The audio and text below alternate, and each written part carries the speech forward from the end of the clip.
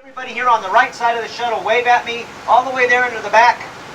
That's the side I'm standing on. Okay, great. Just want to let you folks know that you're going to get a little wet today, besides the rain. But that's okay. You look at the people on the left side.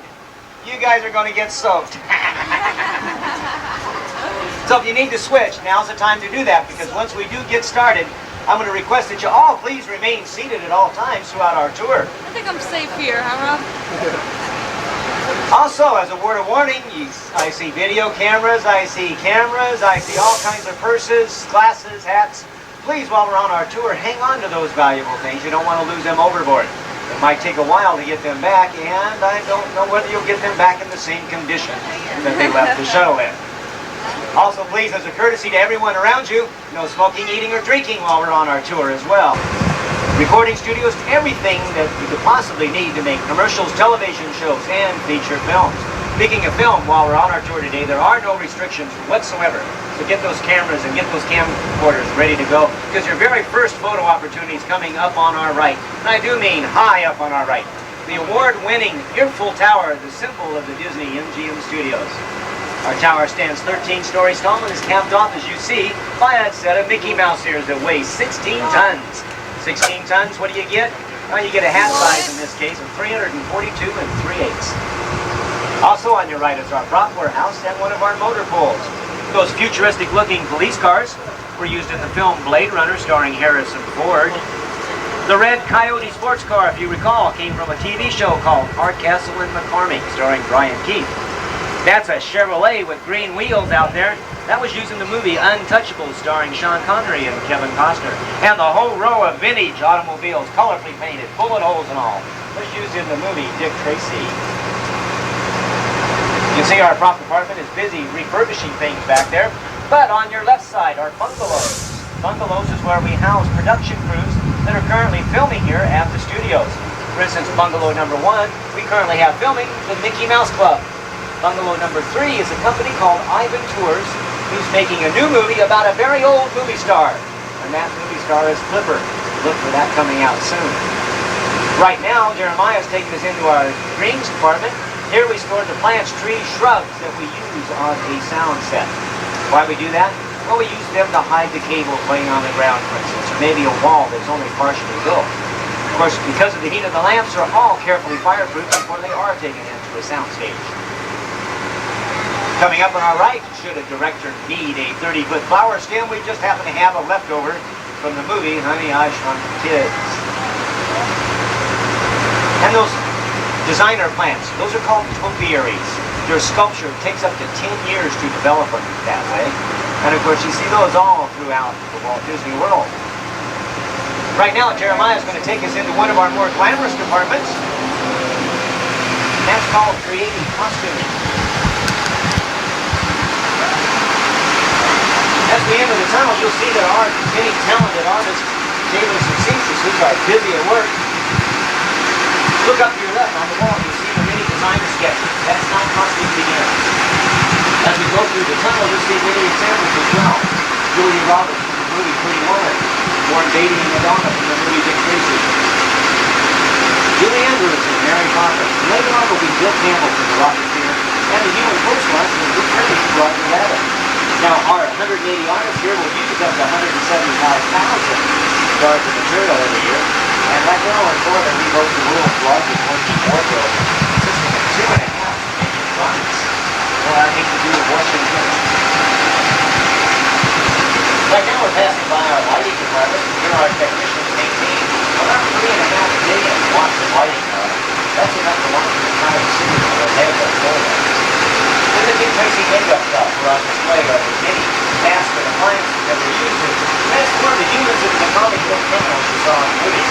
And quickly on your right, a very special Delta L-11. After it saw 11 years of service with Delta Airlines, it was modified and now serves as a collectible domain. Naturally, it's not in a tank, it's on a soundstage, providing a very realistic set of traditional visual tapes and feature films. Recently reviewed by Warner Brothers. And the production of the movie titled Passenger 57 and looked at that. Now on your left, we're passing by our seating department. You know, props sometimes come from garage sale, antiques, or but if we can't find it, our talented carpenters will make it right again. Looks like they're busy taking a set for Star Search, starring Ed McMahon, which is coming here to the Disney MGM Studios in June. Right now we're exiting the tunnel. You look off to your left, you'll see an area up on that lot that's transformed into the Sterling Laboratories of Las Vegas, Nevada for the final scene in a movie called Honey, I Blew Up with the Kids. It's a sequel to Honey, I Shrunk the Kids. Look for that coming out this summer. Here in a Backlot we can control many things, but when a production company goes out on location, they have to deal with a lot of things. Things like crowds, noise, and traffic, so that's why they like to come here to do their filming. Right now we're entering a section of our backlot we call Residential Street. Now, before you pack your bags and move here like everybody says, I want to live at Walt Disney World, take a close look at this first house. Not much privacy in that house. In fact, there's a sign in front, I think, that says it all. See, there's no insides or backs. These are facades. It's something for the camera to see, something for a director to use. And we can make it so magical. For instance, one time we brought in 50 tons of shaved ice, some lights, some trees. We had Christmas a year ago July right there at that Pennsylvania Dutch-style home. All of our homes have been used for feature films at one time or another. Look at the 1963 Cadillac parked on your left. That's the car that caused all the problems in the movie Tin Man, starring Richard Dreyfuss and Danny DeVito. There's 8 different models here on our residential street, depicting 8 different styles of American architecture. Like I said, they've all been used at one time or another. A very famous house coming up on our left, a beige Hawaiian style house. It's the home of the award-winning Golden Girls, starring Lee Arthur, McClanahan, Estelle Getty, and Betty White. They do the exterior shots right here, and then they combine them with videotape done on a soundstage in California to provide the final TV show that you see weekly.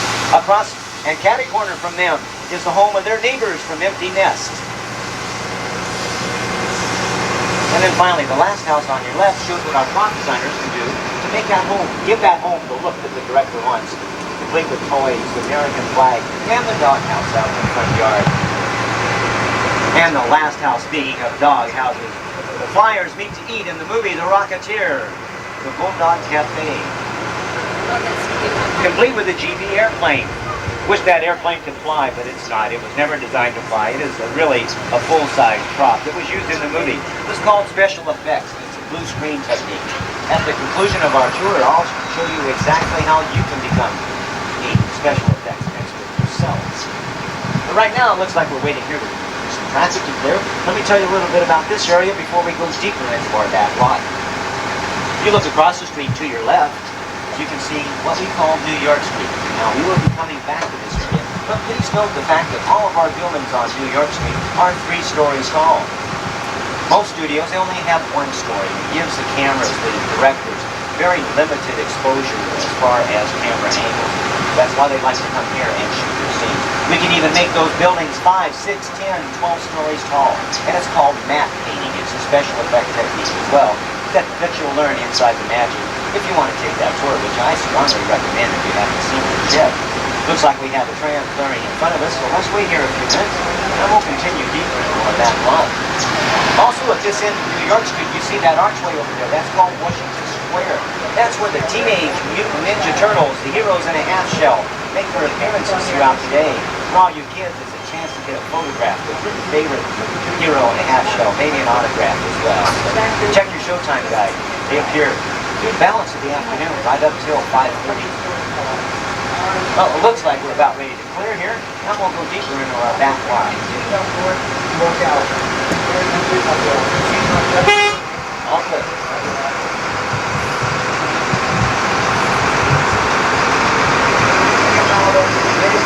There's many photograph opportunities as we're on our tour today. For those of you in the rear of the tram, there's one coming up on your right. Look forward towards the front of the tram, and that's me, your tour guide. How you doing back there? Look at all those smiling bright. I guess everybody, oh, there we go. Now they're waving at me there in the back car. Glad to see you're having fun and keeping up. Right now we're going to enter a section of the back lot we call the Boneyard. Boneyard is where we store planes, trains, spaceships, boats, you name it, we got it. The Dumbo circus wagon from the Disney Channel. a very sleek looking boat that was used in the TV series called The 100 Lives of Blackjack Savage. It's been clocked at speeds of 70 miles an hour and is built, as you can see, after the spy plane, the SR-71 spy plane. The cockpit section from Blue Thunder, starring Roy Scheider. Many Army vehicles can be drafted into service at any time. Another automobile from the Dick Tracy movie. And an airplane tail section. That's the tail section from the forward section that's on display in the great movie ride in the Casablanca scene, the airport scene, starring Humphrey Bogart. As we cross the canal here, look closely, that is really rain. That is not a special effect. We'll see a little bit of that here in a second, so hang on. The 3 blue vintage automobiles were used in the movie Who Framed Roger Rabbit. I think the kids can figure out which one Roger Rabbit drove out into. And it's trolley car from the same movie. Look closely at the wheels, however. They're made of fiberglass, cleverly hiding the fact that there's bus tires back there. It's cheaper to modify a bus to look like a trolley car and then paint the tracks on the ground than it was to actually have a trolley car and to put tracks on the ground. The space pods from the 1986 movie Flight of the Navigator. And then the big giant gears from the final scene of the movie Dick Tracy. Across the street, or across the canal, you get a better view of residential street, not much privacy there. Notice the roof line as well. We only build what the camera can see. Which leads me to the thing, what if we need something here in Florida that we don't have? Like oil wells, an oil field, a rocky desert, barren canyon. We don't have that here, of course. So in 1989, 3 years ago this month, we built such a thing here for our directors and producers to use. And we call it Catastrophe Canyon. Now, we're going to be entering the canyon. Jeremiah's going to be driving on a rough wooden bridge, so please, we're going to be shaking up a little bit here, so please hang on to your valuables and always remain seated while we're inside the canyon. That's a very important thing.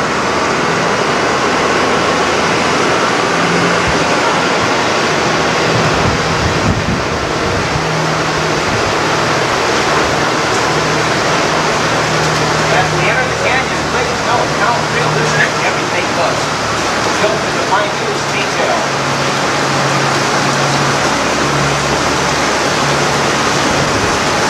Jeremiah will stop here for just a few seconds so we can take everything in. Look off to your left, you see the explosive shack, very realistic looking. The oil tank there with crude oil dripping down the side. Very big oil well. And then finally that freight liner truck. It even runs. Of course, we didn't drive it there. It was lifted up and over the canyon walls by crane. That was a lot easier than driving it across the steep ravines. Now, in the movie making business, time, of course, is money. You can't wait around for Mother Nature like we're having right now and have it rain. The director needs it on too, so he says lights, camera, and action. Don't let it rain. Now, the rain is created by high-pressure water molecules that are on top of the canyon out of the eyesight. The water sprayed out in a crisscrossing pattern to give it a very natural effect, as you can see. Almost better than Mother Nature is right now. We can even add some strobe lights and some wind. D1, take 2. Hang on, we're right in the middle of the earthquake scene.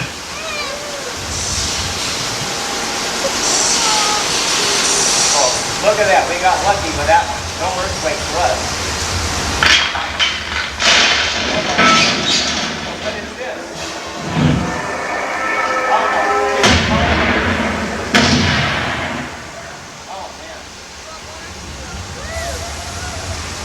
I can see it as a canyon. What is that noise, that rumbling? Look out, it's a flash flood!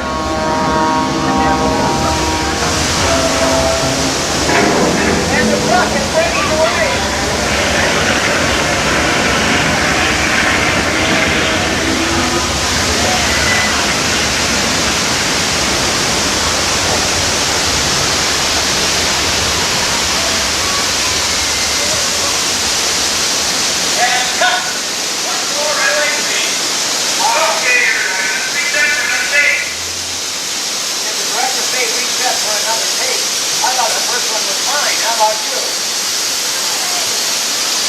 Well, why don't we get out of here and take a look at that stage? All clear. Let's take a look and see how the gas can get made.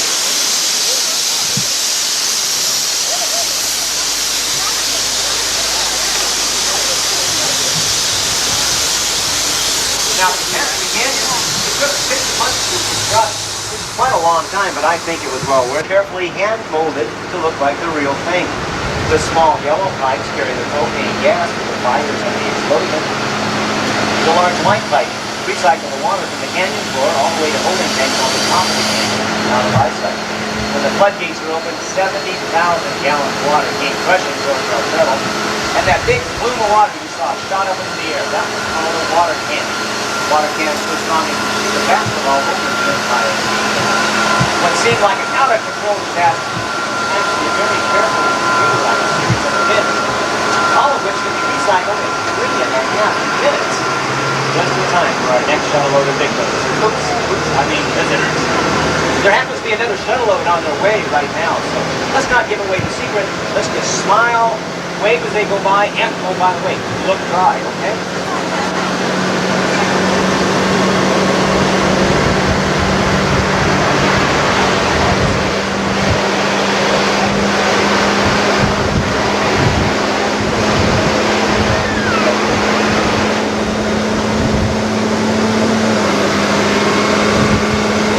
Now, Jeremiah's going to whisk us from the canyons of California to the streets of the Big Apple, New York City, skyscrapers and all.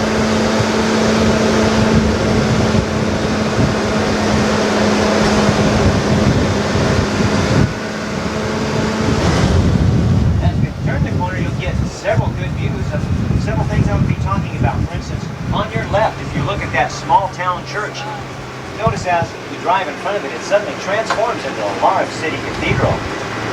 On your right, you get a better view of how strong our buildings here are constructed. Those steel girders and sides are capable of withstanding 90-mile-an-hour hurricane wind forces. What looks like old bricks there on the building are actually made of plywood, fiberglasses, and carefully painted. Even the stains are carefully painted around there to give it a realistic look. But another great photo opportunity. Point your cameras through the archway of Washington Square and you'll get a great view of downtown New York City, skyscrapers and all. And that's an old Hollywood trick called forced perspective. The real Empire State Building stands 100 stories tall.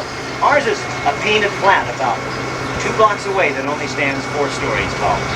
And the last thing, crashing through the wall, the actual dipmobile driven by Dr. Doom in Who Framed Roger Rabbit. And with that, folks, unfortunately that concludes our tour today. I know you're teary-eyed about it all, but please try to stay dry today. Please stay seated till our tram comes to a complete halt and the doors have opened up completely. And when you do exit...